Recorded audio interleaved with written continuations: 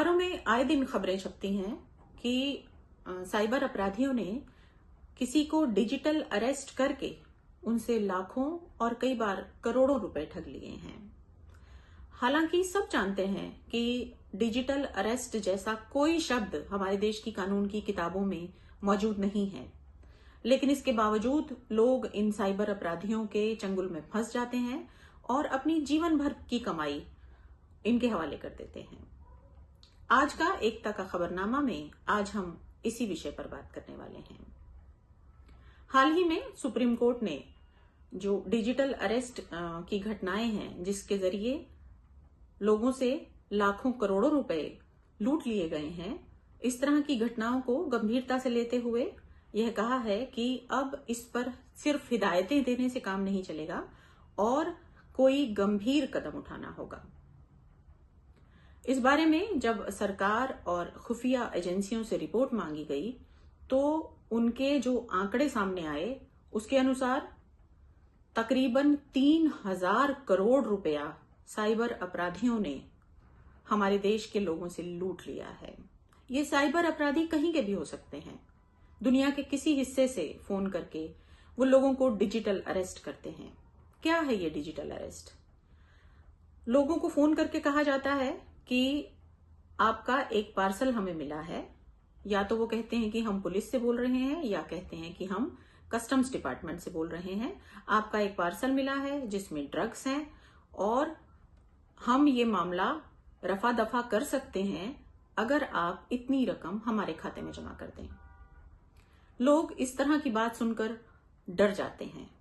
उन्हें लगता है कि अगर कुछ पैसा देकर इस मुसीबत से जान छुड़ाई जा सकती है तो पैसा दे देना चाहिए।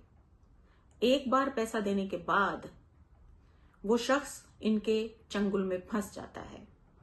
फिर ये कभी पुलिस के किसी बड़े अधिकारी से वीडियो कॉल कराते हैं, जहां बाकायदा वर्दीधारी पुलिस अधिकारी जो है उस व्यक्ति से ये कहता है कि आप डिजिटल अरेस्ट हैं और आपको तब तक नहीं छोड़ा जाएगा जब तक आप इतना पैसा हमारे अकाउंट में ट्रांसफर नहीं कर देंगे। लोग इस दलदल में धंसते चले जाते हैं और कई बार लाखों और करोड़ों रुपए तक इनके अकाउंट में ट्रांसफर कर देते हैं। डिजिटल अरेस्ट का जब यह सिलसिला खत्म होता है तो लोगों को अपनी गलती का एहसास होता है। वो इस बारे में पुलिस और बैंक वालों को शिकायत करते हैं, लेकिन तब तक तो ये साइबर अपराधी उस अकाउंट से जिसमें उन्होंने पैसे डलवाए होते हैं उसमें से वो पैसा निकलवा कर फुर हो चुके होते हैं। इस बारे में जो राष्ट्रीय अपराध रिकॉर्ड ब्यूरो की रिपोर्ट है उसके आंकड़े भी परेशान करने वाले हैं। ब्यूरो का कहना है कि 2022 में कुल 66,000 इस तरह के मामले सामने आए, जिसमें साइबर अपराधियों ने लोगों से लूटपाट की। 2023 में इस तरह के जो अपराध हैं उनमें 31% की बढ़ोतरी हुई और यह आंकड़ा 84,420 तक पहुंच गया। इसी तरह के एक मामले में हरियाणा में अंबाला की एक महिला ने देश के प्रधान न्यायाधीश को एक पत्र लिखा और उन्हें बताया कि उनके पति को डिजिटल अरेस्ट करके लुटेरों ने उनसे 1 करोड़ से ज्यादा की रकम हथिया ली है। सुप्रीम कोर्ट ने इस मामले में संज्ञान लिया और यह टिप्पणी की कि अगर इस तरह की घटनाओं को गंभीरता से नहीं लिया गया तो हालात और बिगड़ सकते हैं। दरअसल डिजिटाइजेशन के अगर कुछ फायदे हैं तो नुकसान भी हैं। अब बैंकों से पैसा ट्रांसफर करना बहुत आसान हो गया है। बस कुछ बटन दबाते ही पैसा जो है वो दूसरे अकाउंट में ट्रांसफर हो जाता है। अब यहां मेरा एक छोटा सा सुझाव है। जितने भी बुजुर्ग हैं या जितने भी खाता धारक हैं, उनके अपने खाते से पैसा निकालने का एक पैटर्न होता है।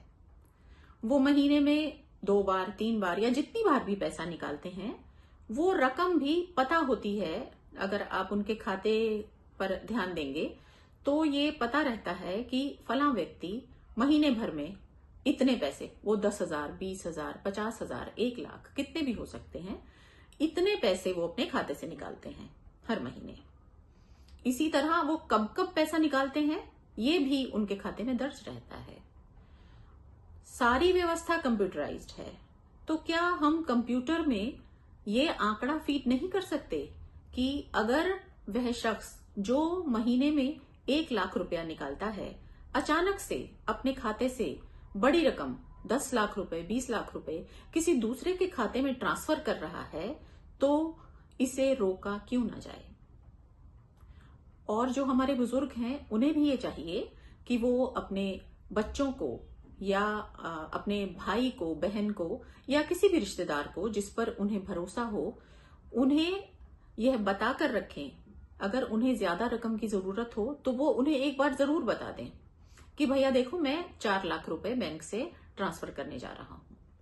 और अगर वो 4 लाख रुपए ट्रांसफर कर रहे हैं तो बैंक के पास उन लोगों के फोन नंबर होने चाहिए। ये जो 4 नॉमिनी बनाने की जो व्यवस्था है, यह इस तरह की घटनाओं में हमारे काम आ सकती है। तो बैंक को करना यह है कि अगर कोई शख्स 10 लाख रुपए बैंक से निकालने जा रहा है और उसने अपने चारों नॉमिनीज में से किसी एक को यह बताया है कि मैं 10 लाख रुपए अपने अकाउंट से निकाल रहा हूं या किसी दूसरे अकाउंट में ट्रांसफर कर रहा हूं, तो बैंक ऐसे किसी भी ट्रांजैक्शन से पहले उनके नॉमिनीज को फोन करे। अगर उनसे ये इत्तला मिल जाए कि हाँ वो पैसा ट्रांसफर कर रहे हैं, तो फिर तो इस ट्रांजैक्शन की अनुमति दी जाए। और अगर किसी नॉमिनी को पता ना हो तो इस ट्रांजैक्शन को तुरंत रोका जाए और बैंक अकाउंट को फ्रीज किया जाए। ये व्यवस्था करने में मुझे नहीं लगता कि बहुत ज्यादा मुश्किल आएगी, क्योंकि खाता धारक का पैसा अगर बैंक बचा सकता है तो इसके लिए थोड़ी मेहनत करने में कोई हर्ज नहीं है। इसी के साथ आज का वीडियो अब यहीं समाप्त करती हूं। उम्मीद है आपको पसंद आया होगा।